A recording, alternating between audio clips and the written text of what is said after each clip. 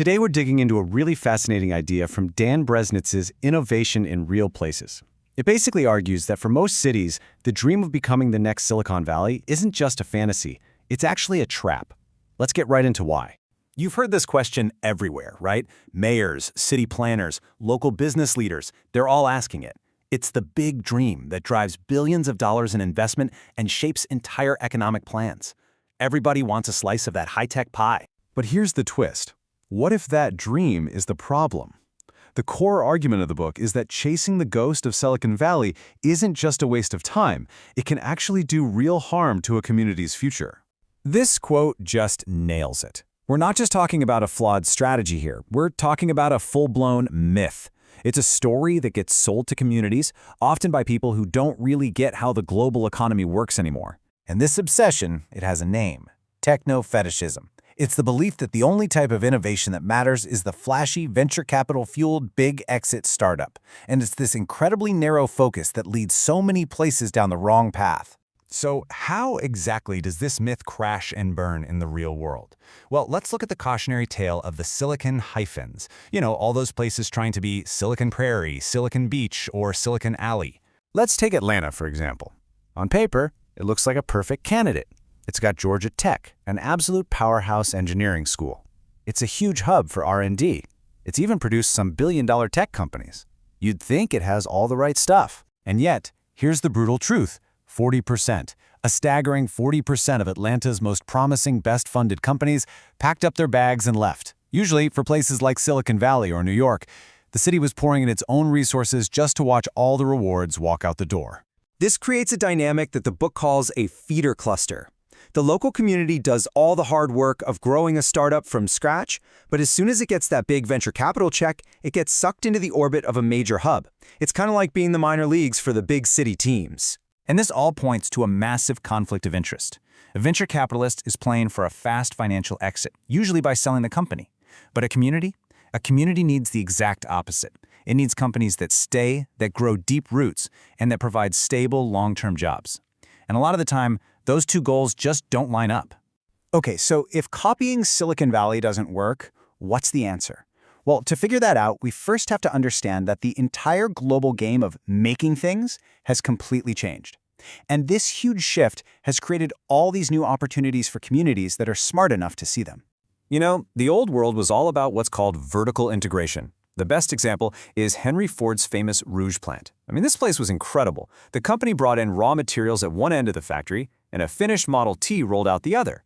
Everything was done right there by one company. Today, that model is basically ancient history. We live in a world of globally fragmented production. Making a smartphone or a car is now this incredibly global dance, with different pieces happening in specialized places all over the world. The Source has a perfect name for it: the Jenga game. The old solid tower has completely fallen apart. And what knocked that tower over? Really, it was three huge forces. First, digitization means we can send perfect blueprints anywhere in an instant. Second, advanced logistics make it cheap and easy to ship parts all around the globe.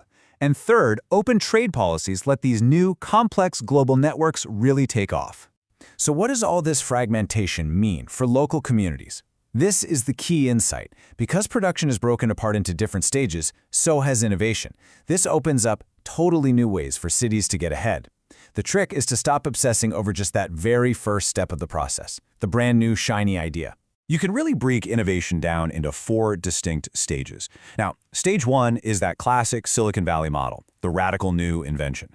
But stages 2, 3, and 4, this is where many of the world's most successful regions have really found their sweet spot, creating broad, sustainable wealth for their people. And you just have to look at these two amazing examples. You've got Shenzhen in China, which became the factory of the world by absolutely mastering stage 4, production and assembly. And then you have Taiwan, which became a global powerhouse by dominating stages 2 and 3, the design, engineering, and improvement of things like semiconductors. See, Taiwan didn't try to invent the very first semiconductor. Nope. Instead, they used smart public policy and a laser focus on engineering to become the best in the world at designing and improving them. And that stage 3 strategy, it created tons of high-paying jobs and led to much more equal growth than the winner-take-all model of Silicon Valley. Shenzhen's story is just as wild. I mean, in 1979, it was a bunch of fishing villages. By mastering stage 4, the incredibly difficult art of making and assembling things like iPhones, it built an ecosystem that now creates its own global giants and provides millions of good jobs. So this brings us to the most important question of all. If chasing Silicon Valley is the wrong move, what's the right one for your community? How do you find your place in this new global game? The big takeaway here is really just a shift in mindset. It means stopping the imitation game and starting to ask some honest questions. The right question isn't how do we become someone else, it's how can we become the absolute best version of ourselves by playing to our unique strengths. And that means asking the whole new set of practical questions. How do we connect what we're already good at to what the global economy actually needs? What specific skills or infrastructure do we need to invest in? And, crucially, how can our local policies change and grow to support our unique strategy? This really just flips that old saying on its head. It's not if you build it, they will come. It's if you have it. The specific skills, the unique capabilities, the right ecosystem, they will come and build with you. The power is in what makes you different. So I'll leave you with this final thought.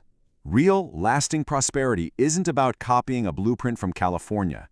It's about looking closely at your own community, its history, its people, its industries, to find those hidden strengths that can plug into the new global economy. The only question left is, what are yours?